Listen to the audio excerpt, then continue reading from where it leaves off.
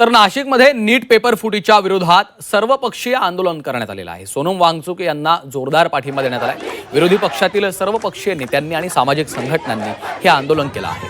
जिल्हाधिकारी कार्यालयाच्या समोर आंदोलन करण्यात आल्याची दृश्य आपल्याला पाहायला मिळत आहेत। नाशिकमध्ये नीट पेपर फुटीच्या विरोधात सर्वपक्षीय आंदोलन करण्यात आलेलं आहे। पक्षीय अभिनिवेश बाजूला ठेवून सर्व पक्ष एकत्र आल्याचं आपल्याला पाहायला मिळत आहे। विद्यार्थ्यांच्या प्रश्नावर सर्व पक्षांनी एकजूट दाखवलेली आहे।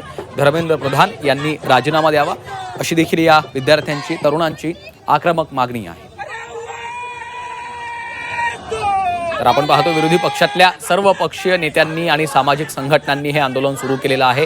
नाशिक जिल्हाधिकारी कार्यालयाच्या समोर हे आंदोलन करण्यात येत आहे। नाशिकमध्ये नीट पेपर फुटीच्या विरोधात सर्वपक्षीय आंदोलन केलं जात असल्याची ही दृश्य आपल्याला पाहायला मिळत आहेत। हातामध्ये बॅनर्स घेऊन धर्मेंद्र प्रधान यांच्या राजीनाम्याची आक्रमक मागणी या आंदोलक विद्यार्थ्यांनी तरुणांनी केल्याची देखील दृश्य आपल्याला पाहायला मिळत आहे।